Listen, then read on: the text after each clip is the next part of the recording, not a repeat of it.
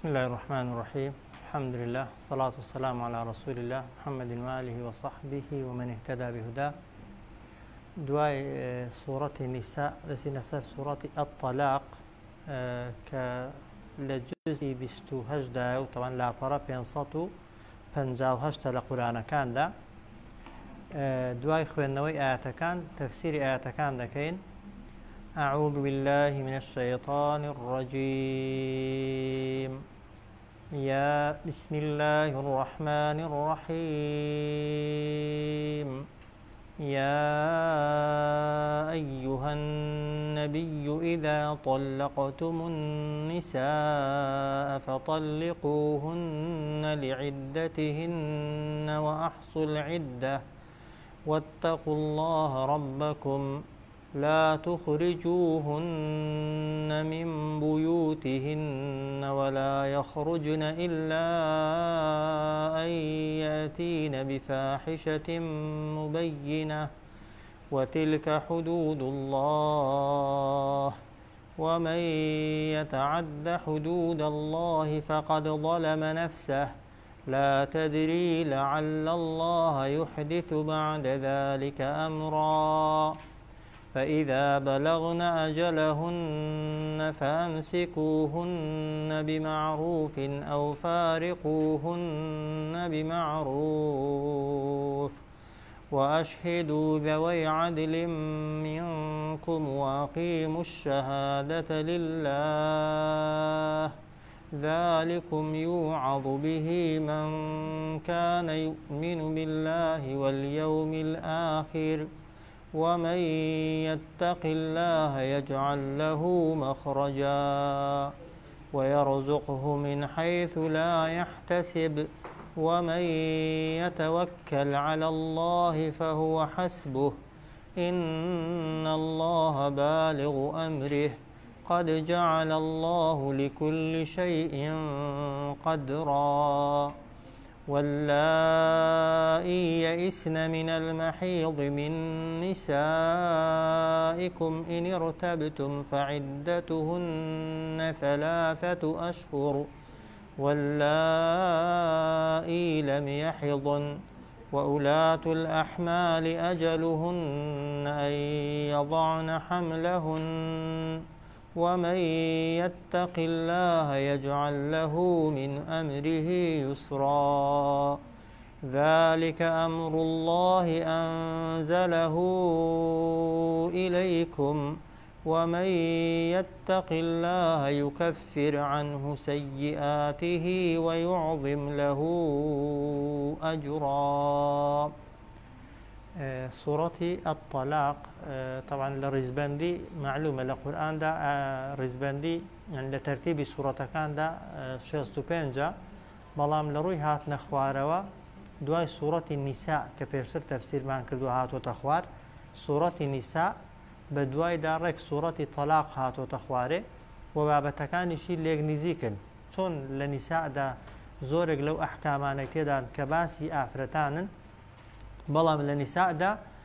باسی تەلاقی تێدا نەبوو. لە سوورەتی تەلاقدا هەر باسی ئافرەتان بەڵام زۆرتر ئەحکامی تەلاق چەند جۆرە و هەروەها ئەو ئافرەتانەی کە تەلاق دەدرێن عیددەکە و چاوەڕوانیەکەیان چەندە تا بتوانن شوو بکەنەوە و مێر بکەنەوە بە کەسێکی دی و هەروەها باسی شیردان و ئەو ئافرەتەی کە تەلاق دەدرێ و منداڵی هەیە ئایا شیر دەدا بە منداڵەکەی و ئەگەر دەیداتێ ئایا بەکرێ دەیداتێ یا بەلاژ دەیداتێ و هەروەها خوای گەورە لەو سوورەتەشدا بەرهەم و سوودەکانی تەقوا و خۆپارێزیمان بۆ باز دەکات لە کۆمەڵێک ئاەتدا. جا سوورەتی تەلاق طبعا وەکو سوورەتەکانی دیکە طبعا کە لە مەدینە هاتوونەتە خوارێ ئەوەش لە مەدینە هاتوۆتە خوارێ هەموو ئەو ئاەتانێک کە لە ناویدانە ئەحکامن حکمن جا هەندێک لە حکمەکان واجبن هەندێکیان لەوانەیە حرام بن هەندێکیان سنت بن هەندێکیان تەنها ئیرشاد و ڕێنمونی بن گرنگ لە ناو سوورەتی تەلاقدا خوای گەورە زۆرتر ئەحکامی تەلاقدان کە تەلاقدان بەڵێ بابەتێکە پەیوەندی بە بینی ژن و پیاوەوە هەیە بەڵام لە کاتی تەلاقیشدا طبعا واجبە هەم پیاو هەم ئافرەت پابند بن بەو یاسانەی کە خوا دیاری کردوون. کەسی لە خواترس و کەسی خواناس هەر ئەوە نییە لە مزگەوتێ کەسێکی باش بێ، ها لە ڕەمەزاناندا کەسێکی باش بێ، ئەو کاتەی قورآنی دەخوێنێ کەسێکی باش بێ. بە سروشت و بە تەبیعەت ئینسان لە مزگەوت و ماڵی خوایدا گوناهی ناکا، وایە بە تەبیعەت و بە سروشت ئەو کاتەی نوێژە دەکەی لەوانەیە خوارد لەبیر بێ.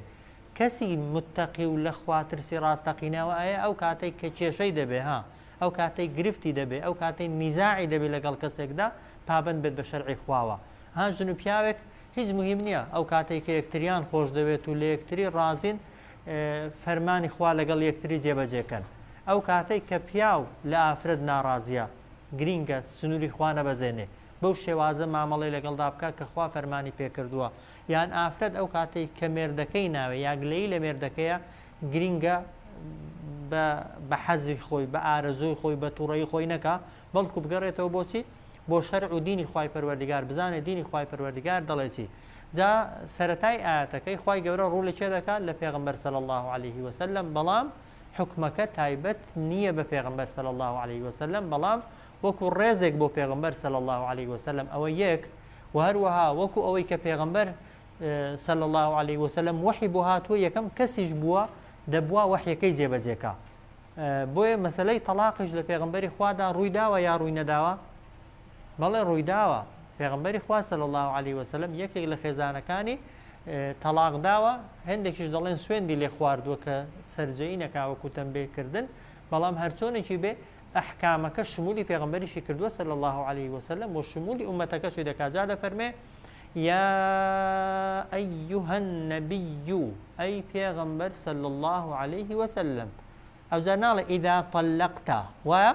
ئەگەر حکمەکە تایبەت با بە پێغەمبەری دەی فەرموو ئیذا طەلەقتە، ئەگەر تەلاقت دا. بەس ئەو جارە دەفەرمێ ئیذا طەلەقتم، کاتێک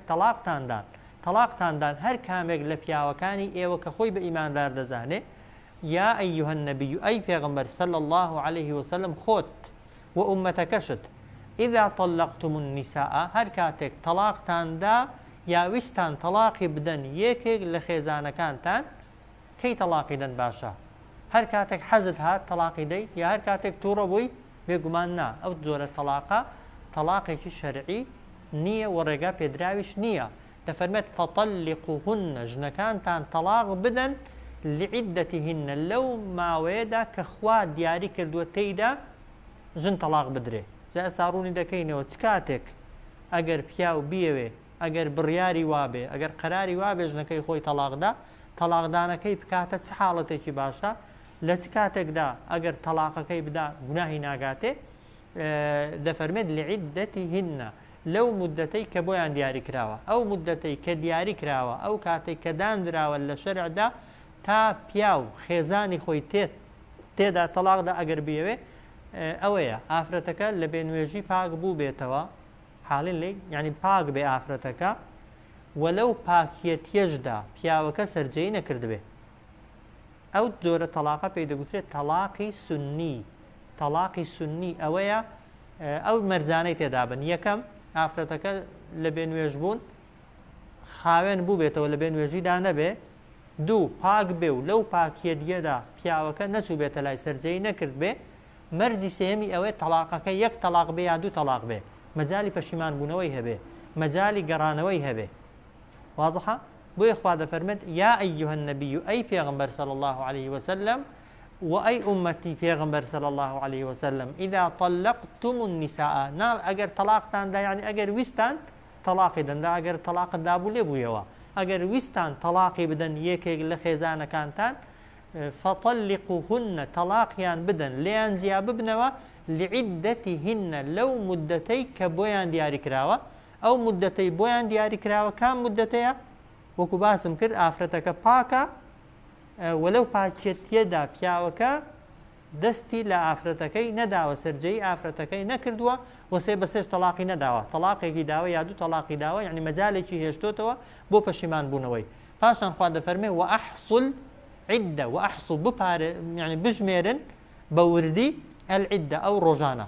لەو ڕۆژێک کە تەلاقی دەدەی ڕۆژەکان دقیق بژمێرن تا خوا چ کاتێک کاتی ئەوەی دێ ژنەکەی بێنیەوە جارێکی دیکە مارەیکەیەوە، یان تاخوا ژنەکە چ کاتێک بۆی هەیە ئەگەر پیاوەکە نەیهێنایەوە مرد بکاتەوە شوو بە کەسێکی دیکە بکاتەوە معلومە ئەی پێغەمبەر صلی الله عليه وسلم هەر کاتێک تەلاقتاندان خێزانەکانتان یعنی ویستان تەلاقی بدەن خێزانەکانتان تەلاقیان بدەن لەو ماوەیەی کە بۆیان دیاری کراوە و ئەحصل عیددە جوان جوانش ئەو ڕۆژانە بژمێرن و ئەو ڕۆژانە حیساب بکەن کە ژنەکەتان یا خێزانەکانتان تێدا تەلاق داون واتقوا الله ربكم واتقوا الله پارێزکاری لە فەرمانی پەروەردگارتان بکەن کە پەروەردگار و خالق و بەدیهێنەرتانە لێرە تەقوای خوا یعنی نانوێژە بکە یعنی ناڕۆژی بگرێ یعنی ناتەسبیحات و ذیکری بکە تەقوای خوا لێرە یعنی لە کاتی تەلاقدا تەلاقدانەکەت باشەرعیانە بێ لە کاتێکدا کە نیزاع و کێشەت هەیە لەگەڵ خێزانەکەتدا دینی خوای گەورە و شریعەتی خوای گەورە ڕەچاوکە حەزی خۆت و ئارەزووی خۆت بەسەر شەرع و دینی خوای پەروەردگاردا سەرمەخە بۆیە واتقوا الله ئێستا دەیگەینێ چەند جارێک ئەو واتقوا الله دووبارە کراوەتەوە بۆەوەی ئاگات لێ بێت لە کاتی نیزاع و کێشەشدا خۆ ئینسان بەخۆشی کەس بەخۆشی خێزانی تەلاق نادا وایە حتمما لە کاتی نیزاعدایە بەڵام لە کاتی نیزاعشدا ئینسان دەبێت خوای لەبیر بێ بەو شێوەی تەلاقەکەی بخوات یا تەلاقەکەی بدا کە بێ ئەمری خوای گەورە و بێ فەرمانی خوای گەورەی تێدا نەبێ واتقوا الله پارێزکاری لە فەرمانەکانی خوا بکەن لە کاتی تەلاقداندا کە ئەڵڵا کێیە ڕەبەکم پەروەردگاری ئێوەیە ئەوە یەکێک لە حکمەکان و لە یاساکان پاشان دەفەرمێت لا تخرجوهن ئەو ژنانەی کە تەلاقتان داون بە یەک تەلاق یا بە دوو تەلاق لا تخرجوهن دەریان مەکەن من بیوتهن لە ماڵەکانی خۆیان ناڵێ لە ماڵەکانی خۆتان دەفەرمێت لە ماڵەکانی خۆیان خوای گەورە وەکو ڕێز طبعا ماڵی پاڵ داوەتە لای ئافرەتی و دەشکرێ بۆیە ماڵ پاڵ درابێتە لای ئافرەتی چونکە هێمنی ماڵ ئاسوودەیی ماڵ خۆشی ماڵ بە ئافرەتیەوەیە و بە زۆری بەدەستی ئافرەتە بەڕاستی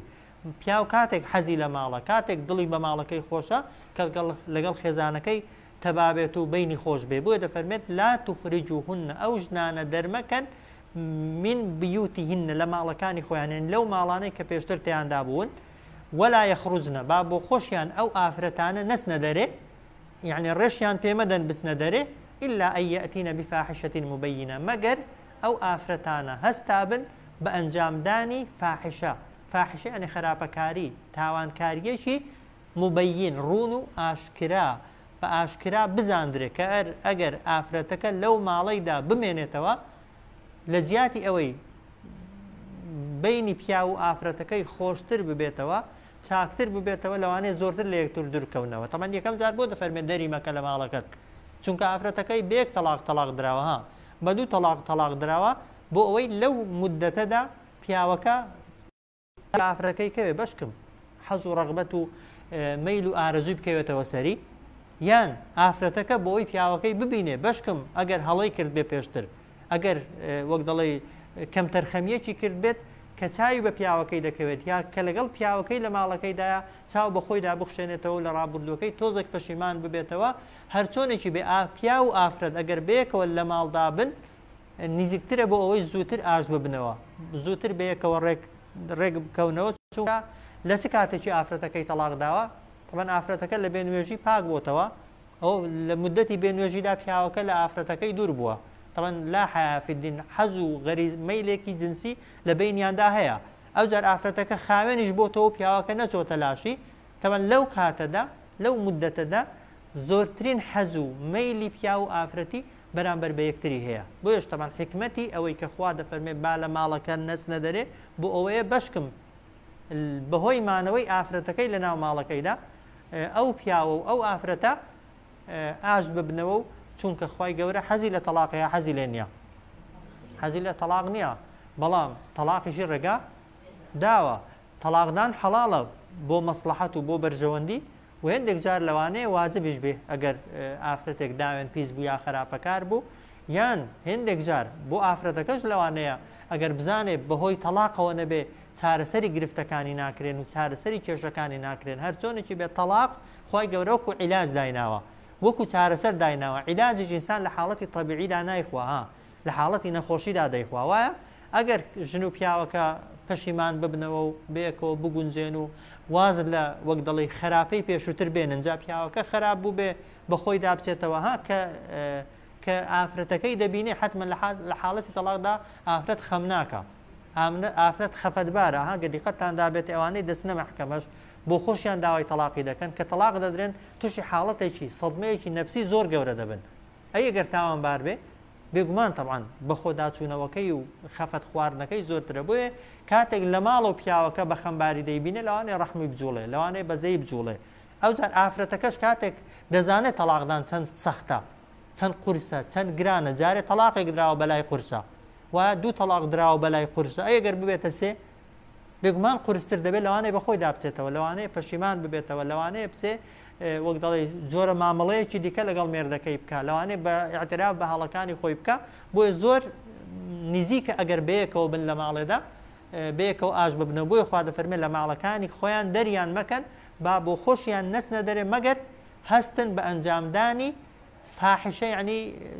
زۆرێک لە مفەسرین دەفەرمون یعنی دمشڕی یعنی جنێ و فرۆشی یعنی زمان درێژی دوور لە ئێوە زۆر بڵێی ها ئافرەتی وایە دوور لە مەجلیس تەوانجاری وایە کە نزیک بێ لەوانەیە لەسەر وەک دەڵێ جنێودانێ لەوانەیە تەلاقی وەرگرت بن ئەگەر تەلاقت درا لەوانەیە وەک دەڵێ عینادی زۆرتر بیگرێت زۆرتر جنێوان بڵێ حتمما زۆرتر لێک دوور دەکەونەوە وایە جاری وایە لە بەرامبەر کەس و کاری پیاوەکەیدا لەوانەیە زمان شڕی کردبێ وەجا ئەوانە ئەو جۆرە یعنی مامەڵە خراپی زمان شڕی جنێ و فرۆشی ئەگەر ئافرەتەکە خاوەنی ئەو سیفەتانە بوو لە ماڵەکە دووریش بخرێتەوە ئاعتیادیە بۆ ئەوی بەهۆی زمانەوە جارێکی دیکە بەهۆی ئەو خەلەلەی کە پێشتر هەی بووە جارێکی دیکە فیتنەکە گەورەتر نەبێ بەڵام کە خاوەنی ئەو سیفەتانە نەبێ هەتا لەو خان و ماڵەی دابێت کە پیاوەکە تێیدایەتی چاکترە ئەو بۆ تەلاقی سێبەسێ وانی ها تەلاقی سێبەسێ کە مەجاڵێ بەس بۆ یەک تەلاق و دوو تەلاقی وایە چونکە ئەو ژن و پیاوانە لە حاڵەتێکدا لەو حاڵەتەیدا بە ژنومێرد حسابن ها میراد لە یەکتری دەگرن وایە و هەموو لە حەزەیەکیش پیاوەکە دەتوانێت ئەو ئافرەتەی بێنێتەوە دەتوانێت ئەو ئافرەتەی مارەکاتەوە پێویستیشی بەوەلی و بەسەرپەرشتیکار نییە بەڵام ئافرەتێک کە سێبەسێ تەلاق دەدرێت طبعاً دەبێتە حرامی پیاوەکەی ها بە هیچ شێوەیەکی دروست نییە لە یەک ماڵیدا بەیەکەوە کۆ ببنەوە بە هیچ شێوەیەکی ولا يخرجن إلا أن يأتين بفاحشة مبينة بأفرتكان بو خوشيان نسن دره مگر هستابن بأنجامداني فاحشة خرابكارية رونو أشكر خواد فرمي وتلك حدود الله أو سنورو ياسا كان إخوان وتلك أوي كباسكرا ليرة طلاقداني آفرت لو حالتي دا كخوا دياري كردوا شماردني روجكاني عدة يعني وكو خوي زيادو كم نكره وهروها درنكردني آفرت و هێشتنەوەی ئافرەت لەو شوێنەی کە تێیدایەتی ئەوانە هەمویان سنوورێکن چێ دایناون خوا وتلکە حدود الله ئەوانە سنوور و یاسا و دەستورێکن خوا دایناون ومن يتعدى حدود الله هەر کەسێک ببەزێنێ سنووری خوا سنوور بەزاندن چۆنە پیا و پسێ ئافرەتی لەو حاڵەتەیدا تەلاقدا کە بێ نوێژە سنووری خوای بەزاندووە لەو حاڵەتەیدا ئێستا پێ دەڵێم بەڵێ تەلاقی دەکەوێ بەڵام گوناهبارە یان پاکە ئافرەتەکە بەڵام سەرجەیی کردووە گوناهبارە بەڵام تەلاقی دەکەوێ سێ بەسێ تەلاقی دەدا بەڵێ هەر سێ تەلاقی دەکەون بەڵام گوناهبارە چونکە خی گەورە وای دانەناوە خی گەورە دایناوە لە حاڵەتی پاکێتیدا تەلاقی دەی کە سەرجەیت نەکردووە خی گەورە دایناوە لە حاڵەتی بێنوێژیدا تەلاقی نەدەیت چونکە زەرەر لە ئافرەتەکەی دەدەی عیدەکەی بۆ درێژ دەکەیەوە خی گەورە دایناوە سێ تەلاقی داویە تا سێ فرسەت داتێ تا سێ مەجالت داتێت تا ڕێگات هەبێت سێ جار دەرفەت بە خێزانەکەت دەی یا بە خۆت دەی پەشیمان ببیەوە تۆ ئەوانە جێبەجێ ناکەی بێگومان سنوورت بەزاندووە کە سنوورت بەزاند فقط ظلم نفسه ئەو کە سەستەمی لە خۆی کردووە ستەم لە ئافرەتەکەشە بەڵام تاوانباریەکە بۆ کێیە تاوانباریەکە بۆ خۆیەتی ومن يتعدى حدود الله هەر کەسێک ببەزێنێ سنوورەکانی خوای گەورە فقط ظلم نفسه بێگومان ئەو کەسە ستەمی لە خۆی کردووە زادیقەتی ئێرە دەنێ دەفەرمێت لا تدری تۆ نازانی بۆ خوا ئەو حکمانەی داناون ئەو یاسانەی داناون بۆچی دایناوە ئافرەت سێ بەسێ تەلاق نەدرێ بۆچی دایناوە خوای گەورە فرسەتی هێنانەوەی خێزانەکەت هەبێ چونکە دەفەرمێت لا تدری تۆ نازانی لعل الله لەوانەیە خوا نزیکە خوا يحدث يعني بينێتە پێشێ بعد ذلك دوای ئەو ناکۆچیە دوای ئەو تەلاقدانە دوای ئەو لێکتر ترازانە ئەمڕە فەرمانێکی دیکە جیاواز لەوەی پێشووتر وایە زۆر پیاو هەیە کاتێک کە خێزانەکەی تەلاق دەدا و هەست بە فەراغ و بە بۆشایی دەکا بۆ خۆی لەوانەیە وەک دەڵێ هەڵوێستی خۆی و مەوقیفی خۆی بگۆڕێ لە تەلاقدا مەرزنی هەرخەتاوی ئافرەتی بێ ها وایە پیاوەکە لەوانەیە هەڵە بێ کاتێک کە خێزانەکەی لێ دوور دەکەوێتەوە یا کاتێک کە خێزانەکەی تەلاق داوە لەوانەیە پەشیمان ببێتەوە لە تەسەڕوفاتی پێشووی ئەو خراپانێک کە پێشتر کردوونی لەوانە بیان گۆڕێ بە چاکە وایە هەندێک جار ئافرەتەکە هۆکاری تەلاقا کە هەست دەکات تەلاقدان چەند قورسە تەلاقدان چەند گرانە بەڵام خوا فرسەتی داوەتێ بێتەوە لای مێردەکەی لەوانەیە مەوقیفی خۆی بگۆڕێت و هەڵوێستی خۆی بگۆڕێ خوای گەورە ناخۆشیەکەیان بۆ بگۆڕێ بە خۆشی ڕق لێبوونەوەکەیان بۆ بگۆڕێ بە خۆشەویستی ها دم بەدمە و دمەقاڵەیان بۆ بگۆڕێ بە تەبایی و بە قسەی خۆش لە بینی خۆیاندا بۆیە دەفەرمێت لا تەدری تۆ نازانی ئەی ئینسان ئەی پێغەمبەر صلی الله عليه وسلم لعل الله لەوانەیە خوا يحدث يعني بينێتە پێشێ بعد ذلك دوای ئەو تەلاق و لە یەکتر ترازانە ئەمڕە فەرمانێکی دیکە معلومە وایە يا أيها النبي أي پیغمبر صلى الله عليه وسلم إذا طلقتم النساء كاتك ويستان خيزان كانتان طلاق دن فطلقوهن لعدتهن طلاق ياندن لو ما واندا كدياري كراون وأحصل عدة روجكاني طلاق دانش بجميرن روجكاني طلاق دانش سرجميري بكن چونك طبعا ئەگەر ئەو مدەتەی کە دیاری کراوە ئێستا دەگەی نەسەری ئەگەر تێپەڕی پیاوبووی نییە ژنەکەی بێنێتەوە ها ئەگە بە یەک تەلاق و دوو تەلاقیش بێت حاڵێن و هەروەها ئافرەتەکە بۆی نییە مێردی بکاتەوە هەتا ڕۆژەکان تەواو دەبن کە خوا دایناون بۆیە دەفەرمێ وأحصل عدة ها و ئەو ئافرەتەشی کە تەلاق دەدرێ عادەتەن طبعا ئەگەر بێسێ بەسێ تەلاق بدرێ حەزی لێیە طبعا ئەگەر بۆی بچێتە سەری زوو مێردی بکاتەوە مێردکردنەوە شتێکی حەڵاڵ و ڕەوایە بۆیە بەڵام پێش وەختی خۆی دروستە یا دروست نییە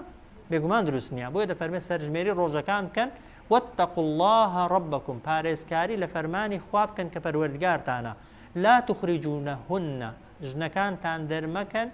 من بيوتهن لە ماڵەکانی خۆیان ولا يخرجن با بۆ خۆشیان نەچنە دەرێ إلا أن يأتين بفاحشة مبينة مەگەر هەستا بن بە ئەنجامدانی خراپەکاری و تاوانکاریەکی ڕوون و ئاشکرا وتلك حدود الله ئەوانە سنوور و یاساکانی خوان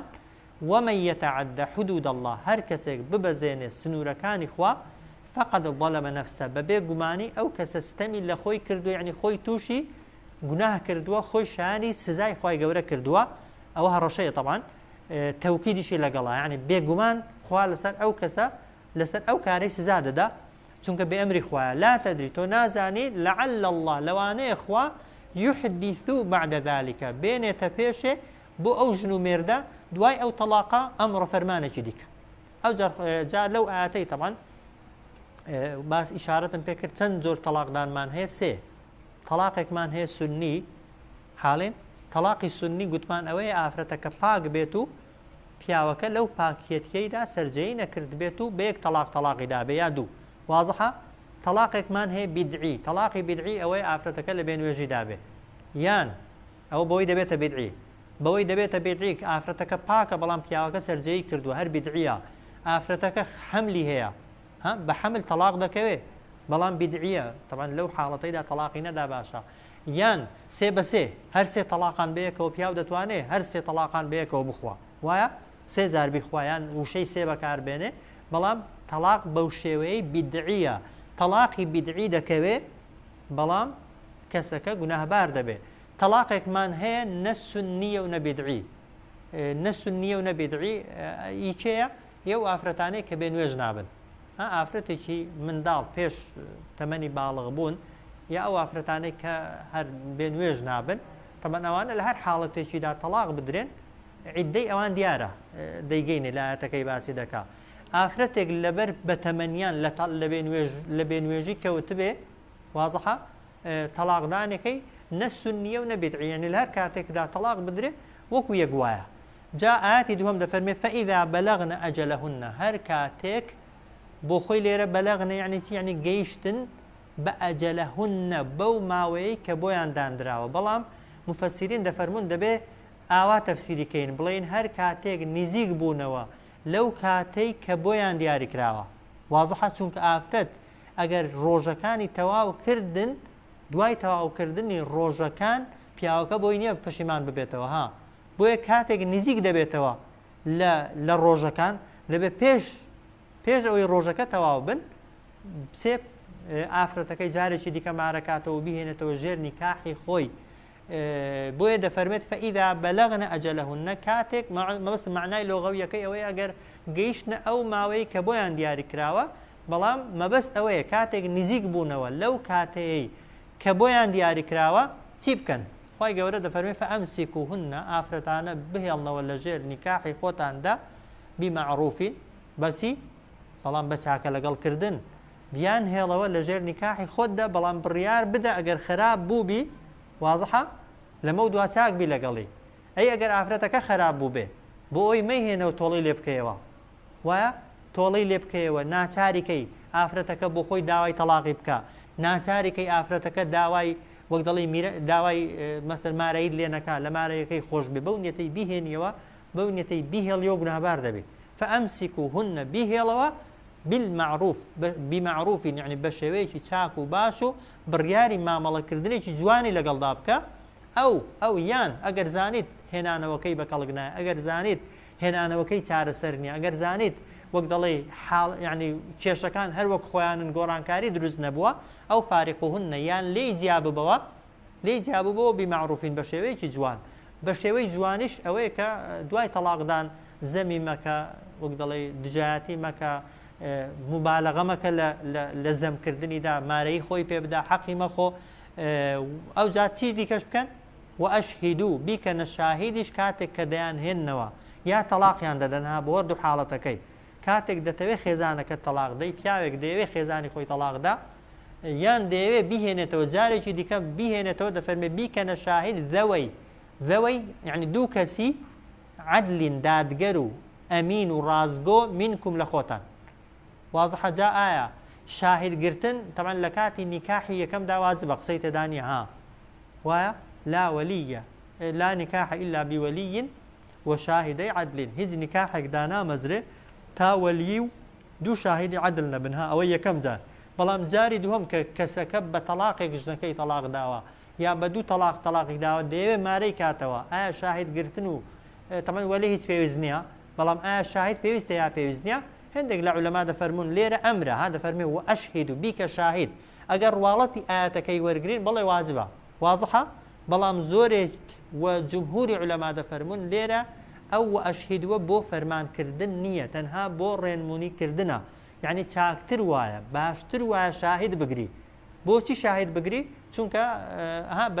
زۆر جار ئەگەر شاهدیان نەبێ لەو حاڵەتێدا یەکێکیان مرد طبعا دەبنە میراتگیری یەکتر یان نابنە میراتگیری یەکتر هاگەر هێنابێتەوە دەبنە میراتگیری یەکتر ئەگەر نەیهێنابێتەوە خۆ لەو حاڵەتەیدا ئەگەر مردن نەش هات بێتەوە یەکێک لەوانەیە لە خوای نەترسێ بڵێ هێناومیەوە یا هێناومەتەوە بۆی میراتی لێ ببە وایە یان لە کاتی تەلاقدا بە نمونە کە تەلاقت داوە خۆ لە چۆڵەوانیش تەلاقی بخۆی عولەما دەفەرمون تەلاقی هەر دەکەون وایە بەس هیوا هەیە لە خوای ناترسێ بە نمونە تەلاقیشی خواردوونە بەڵام دوایە نەفسی حەزی لێ بیهێنێتەوە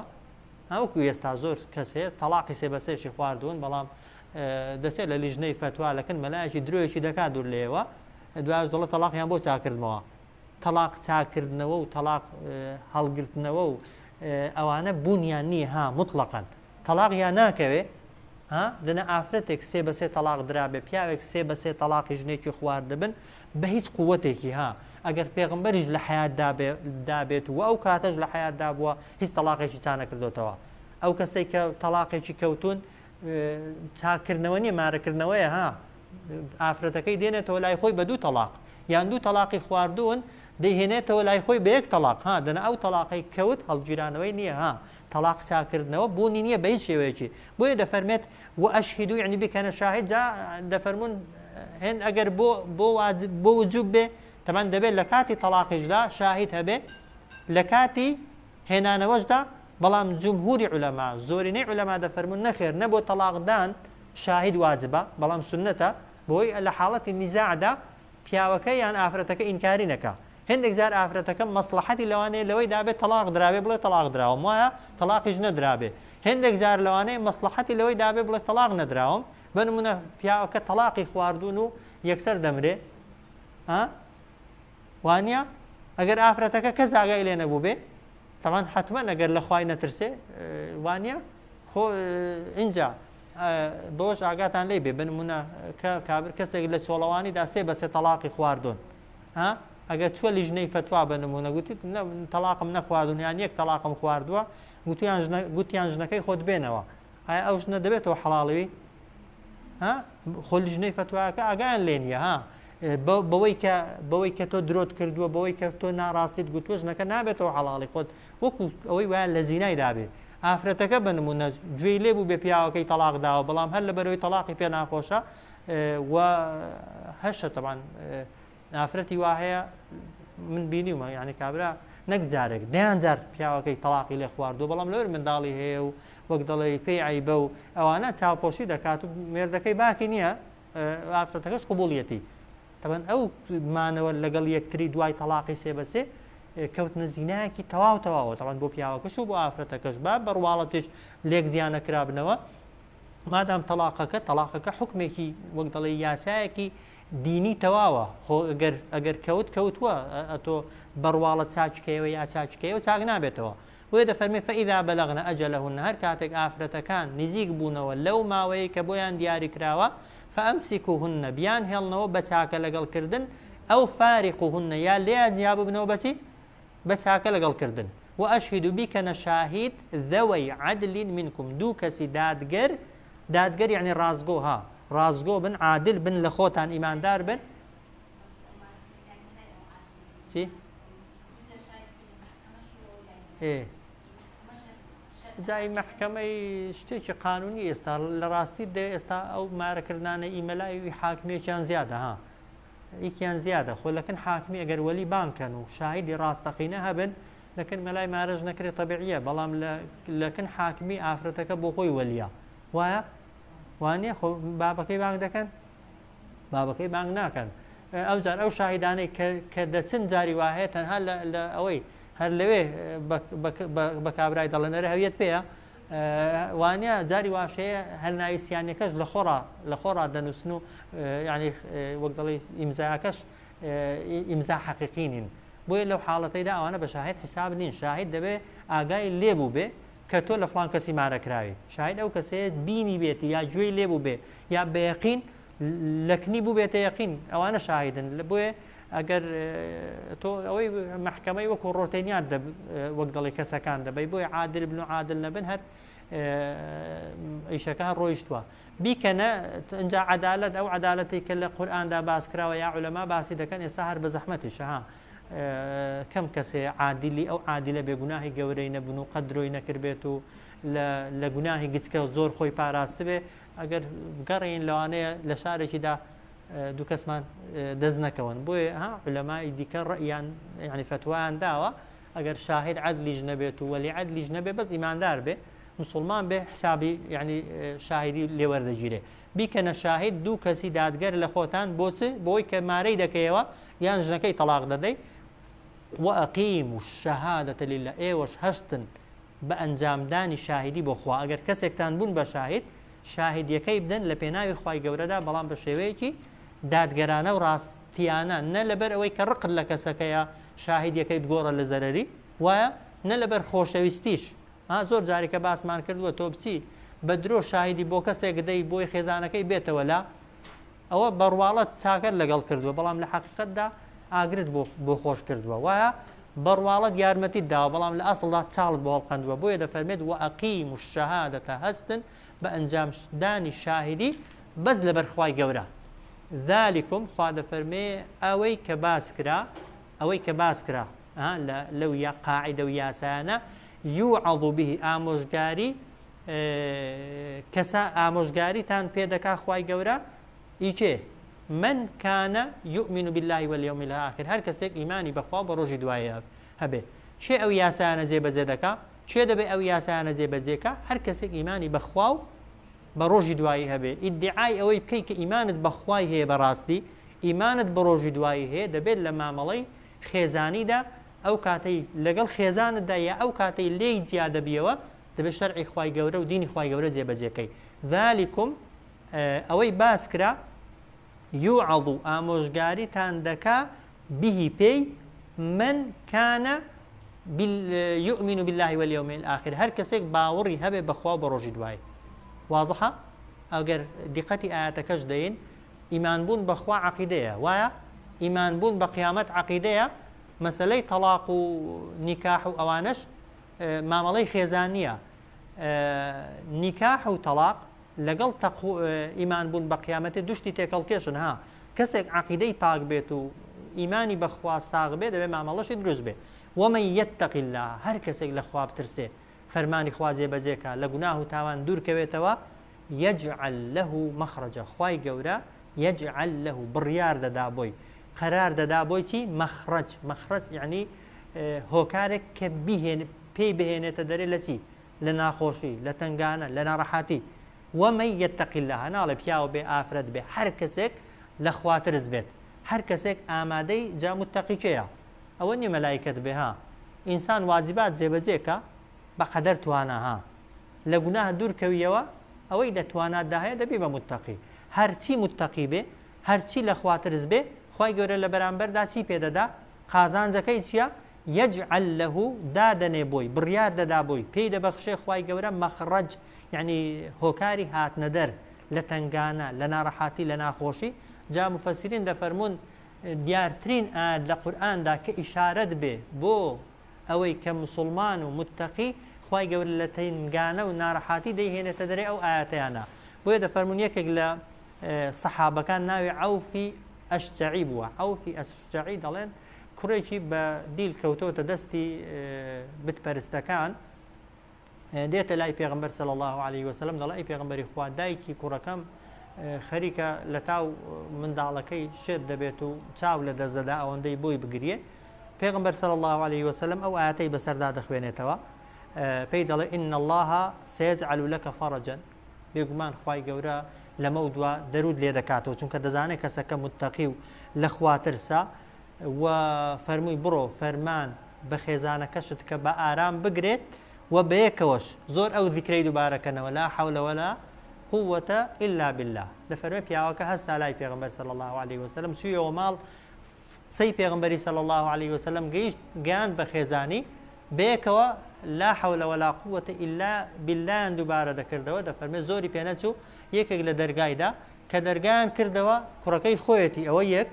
او زار دفرمون صد وشتريشي لقل خوي وكو غنيمت هناوا وكو دسكوت هناوا لبردستي بتبرستكان دابوا وقت لي بآقابون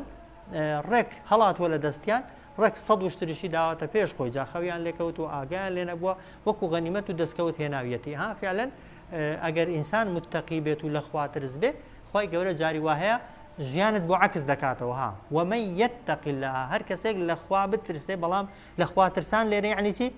ليشان يعني ليري معامله باشي لقل خيزان دا اي خيزان لقل بياوي دا حتى لكاتي طلاق رغليك تربونيش دا هر كسيك امري خواي جيبجيكا لحالتي خوشي وناخوشي دا لحالتي تبايو رغليك تربون ودا إلا خواي قورا مخرجي بيدا بخش يعني واي هوكاريشي بيدا بخش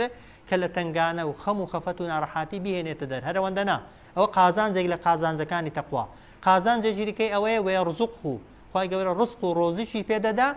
من حيث لا يحتسب بشوي كهر حسابشي بو أو رزقينا كردو أو رزقه روزي لمشكي خوي دا هردانا ناوها أو صحابة بياوكا وآفرتك خو هر شكر بون بوي كركان بيتوا وايا بلام كركشيان هاتو توا خواي قورا صد وشتر يعني صد سعره ها صد سعره شي وكو اوي استا طبعا قيمتي اوي استا هبو لقل خوي هنا ويرزقه روزي شي بيدا دا خواي قورا من حيث لا يحتسب بشويك كحسابت بونا كردو ولا شوينك تو بودك كخيالش البلاي دانا شوا او زاد فرمي ومن يتوكل على الله هر كسك تجب بس بخوا ايش كان خوي بدا بدستي خوا خوي تسليم بخواك فهو حسبه بيغمان خواي قورا بس يتي ككاري خوي بي بسبيريتو ايشي خوتي بخير دسته او جارد فرمي ان الله بالغ امره بيغمان خواي قورا بالغ يعني دقينيت شويني خوي فرمانكاني خوي ايشكاني خوي انسان بيه يعني بي خوش بيا بي ناخوش بي خواي قورا لبونور لا ايشكاني خوي جبجيدكا ان الله بالغ امره بيغمان خواي قورا فرمانكاني خوي دقينيت شويني خوي وجبجي عندك دیسان لە فەرمێ قەد جەعەل الله بێگومان دایناوە خوا لكل شيء بۆ هەموو شتێک قەدڕا ئەندازەیەکی دیاری کراوە. جا ئەو قەدرە تەفسیری زۆرن، هێندێک دەفەرمون خوای گەورە مەبەستی قەدر ئەندازەدانانە بۆ ماوەی عیددە و تەلاق و وەک دەڵێ چاوەڕوانیکردنی هێنانەوە و تەلاقدان. هێندێک دەفەرمون قەد جەعەل الله لكل شيء قەدرە گشتیە، یعنی هەرچی شت هەیە لە کەوندا. طبعا ئەوەش ڕاستە، خوای گەورە ئەندازەیەکی دیاریکراوی بۆ داناوە بەبێ قەدەری خوای. وەک دەڵێ گەڵایەک لە دارێک دەکەوێتە خوار، یعنی جوڵەیەک بە گەڵایەک دەکرێت لە هەوادا بە بەویستی خوا و بەبێ قەدەری خوا. بێگومان نەخێر هەتا گەڵا کە دەوەرێ شوێنێک تەڕ دەبێ، شوێنێک وشک دەبێ لە بەڕ و بەحردا کون و وەک دەڵێ مەخلوقێک جوڵەی پێ ناکرێت و ناتوانێت بجوڵێ، بەو ئەندازەیە نەبێ، بەو شێوازە نەبێ کە خوای گەورە لە لەوح المەحفوظ و لە کتێبەکەی خۆیدا نووسیویەتی. هێندێکی دیکە لە مفەسرین دەفەرمون کە ئەوەشیان تەفسیرێکی زۆر جوانە، دەفەرمووە لكل شيء قەدرە خوای گەورە بۆ خۆشی و بۆ ناخۆشی کاتێکی دیاریکراوی داناوە. نە ئینسان هەموو کاتێکی لە خۆشیدا دەبێت وایە، نە هەموو کاتێکی لە ناخۆشیدا دەبێت. ئەو کاتێک کەوتیە خۆشی دەبێت چی بکەیت؟ دەبێت حیسابی ئەوەی بکەیت ڕۆژێک ئەگەر خوای گەورە خۆشیەکەی لێ وەرگرتیەوە دەبێت لە خۆبایی نەبێت. خوا دەتوانێت خۆشیەکەت لێ بستێنێتەوە، تووشی وەک دەڵێ سەرسامبوون بە خۆت و وەک دەڵێ بێمنەتبوون لە خوای نەبی. کاتێک دەکەویە ناخۆشی بزانی ناخۆشیەکەش خوای گەورە تەقدیری کردووە، ناخۆشیەکە مدەتێکی دیاریکراو لەگەڵدا دەمێنێتەوە. ئەگەر مدەتەکە بەسەر چ خوای گەورە ناخۆشیەکەش دەبا، بۆیە لە کاتی ناخۆشیشدا ئینسان نابێ ناومێد بێ. بۆیە دەفەرمێت قەد جەعەل الله بێگومان خوای گەورە دایناوە بۆ هەموو شتێک ئەندازەیەکی دیاریکراوە. ويرزقه من حيث لا يحتسب خوای گەورە ڕۆزی دەدا بەو کەسەی لە خوا دەترسێ بە شێوازێک کە بۆ خۆی حیسابی بۆ نەکردووە و نازانێ لەکوێوە بۆی دێ و چۆن بۆی دێ. ومن يتوكل على الله هەر کەسێک پشت بخوا ببەستێ خوای گەورە بەسە بۆ پشت پێبەستن. إن الله بالغ أمره بێگومان خوای گەورە کارەکانی خۆی دەگەیەنێتە شوێنی خۆی و ئیشەکانی خۆی جێبەجێ دەکا. قد جعل الله لكل شيء قدر خوای گەورەش بۆ هەموو شتێک ئەندازە و سنوورێکی دیاریکراوی داناوە. ئەو جار دەفەرمێ واللائي يئسن من المحيض ئەو ئافرەتانەی کە ناومێد دەبن لە بێنوێژی، واللائي ئەو ئافرەتانەی يئسن ناومێد دەبن من المحيض يعني لە کەوتنە بێنوێژی من نسائكم لە ژنەکانتان إن ارتبتم ئەگەر گومانتان هەبوو نەتان دەزانی عیدەکەیان چەندە. تەمەن عیدەی ئافرەتی دیکە چەندە؟ 3 جار بێنوێژ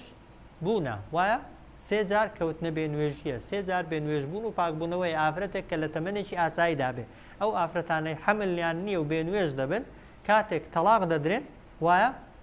تەلاق عیدەکەیان چەندە؟ 3 قڕوئە یان کە دەکاتە 3 بێنوێژی. جا ئەو 3 بێنوێژیە بەپێی ئافرەت دەگۆڕێ. هێندێک ئافرەت هەیە زووتر دەکەونەوە بێنوێژی و هێندێک درەنگتر دەکەونەوە بێنوێژی، ناتوانانی بڵێ 3 مانگ دەتوانێت بڵێ 3 پاکبوونەوە یا 3 بێنوێژی. بەس ئەو ئافرەتانەی کە لە بێنوێژی کەوتون لەبەر پیریان لەبەر بەتەمەنیانیان کە ئافرەت کە دەکەوێتە تەمەنێک هەر بێنوێژ نابێ چۆن ڕۆژەکانی بژمێرێ؟ فعدتهن 3 أشهر عیدەکەیان چاوەڕوانیەکەیان تا پیاوەکە بیهێنێتەوە یان تا مێردی بکاتەوە. جاوا ئەگەر مێردیشی مرد بێ مێردی مرد بێ جیاوازە تەوان لەگەڵ تەلاقدانی. واللائي يئسن من المحيض ئەو ئافرەتانەی ناومێد دەبن لە بێنوێژی من نسائكم لە ژنەکانتان إن ارتبتم ئەگەر کەوتنە گومان فعدتهن ئەوە ژمارەی ڕۆژەکانی ئەوان و چاوەڕوانی ئەوان 3 أشهر 3 مانگە. ئەدی واللائي لم يحضن و ئەو ئافرەتانەشی کە هەر بێنوێژ نەبوون لەبەر منداڵیان ئەوان عیدەکەیان چەندە؟ ئیوان 3 مانگە. وازحە؟ ئافرەتی کە بێنوێژ نەبوو بێت و تەوان ئێستاش بەدەگمەن لەوانەیە هەبێ پێش باڵغ بوون لەناو عەرەباندا بە تایبەتی هەر زۆر باو بۆ کاتی خۆی پێش باڵغ بوون کەس بەمێر بدرێ و تەلاقیش بدرێ. ئێستاش لەوانەیە هەبێ و هێندێک ئافرەتیش هەیە هەر درەنگ لەوانەیە بکەونە بێنوێژیە هەر بێنوێژ نەبن. ئەوانەی بێنوێژیان نییە دیسان عیدەکەیان هەر بریتیە لە 3 مانگ. وأولاة الأحمال وآفرتانك كخاوني حملیان هەیە ئەجەلهن ماوەی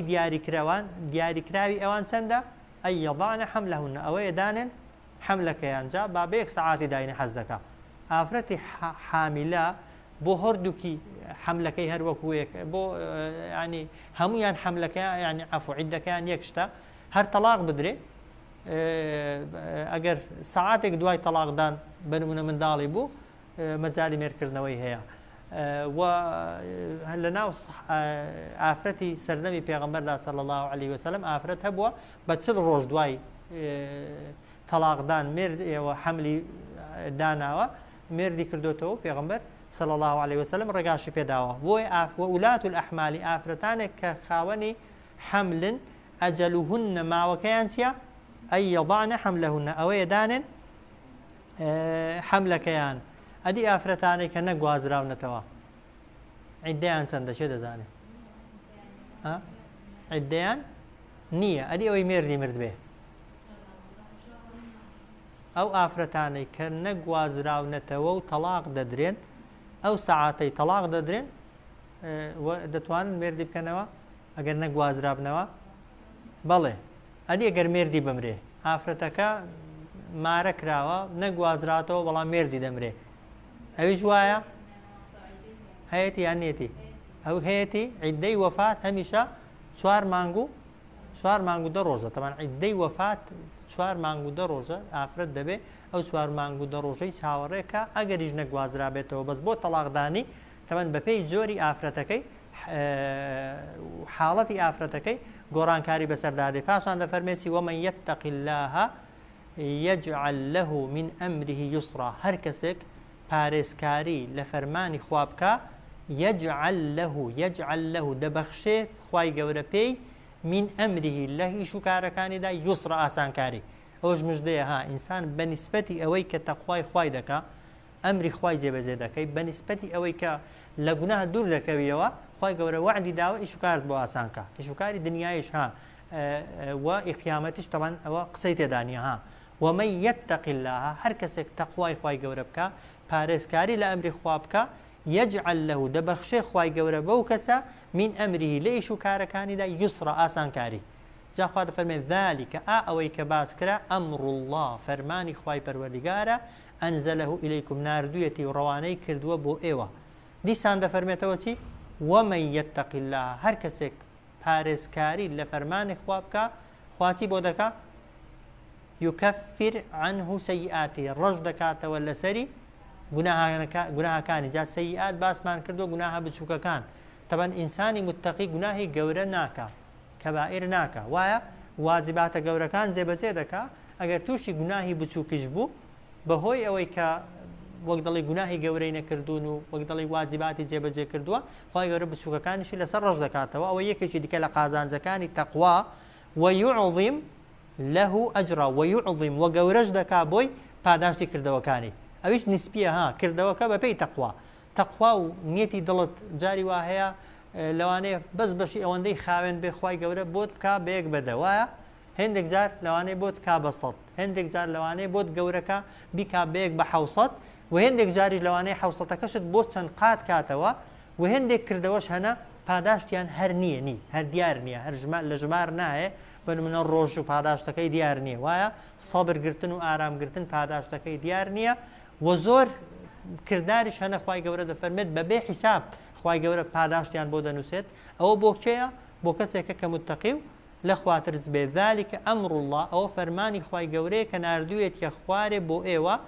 هەر کەسێک تەقوای خوای گەورە بکە ڕەش دەکاتەوە لەسەری خراپە گوناهە گچکەکانی ويعظم له أجرا وجورج دكا بوي پاداشتی کردەوەکانی کە هەر لەو سوورەتەدا طبعا ئەگەر ئینسان متقی بێتن قازانجان دەکا سوودی یەکەم مەخرەج لە تنگانە و ناڕەحاتی دەتهێنێتە دەر ڕزق و ڕۆزیت پێدەدا بە شێوازێک کە بۆ خۆت گومانت بۆی نەچووە ئەو جار ئەگەر تەقوای خوای گەورە بکەی خوای گەورە ئیشت بۆ ئاسان دەکا ئەگەر تەقوای خوای گەورە بکەی خوای گەورە گوناهت لەسەر ڕەش دەکاتەوە ئەگەر تەقوای خوای گەورە بکەی خوای گەورە پاداشتی کردەوەکانت بۆ گەورە دەکات صلى الله على سيدنا محمد وعلى آله وصحبه أجمعين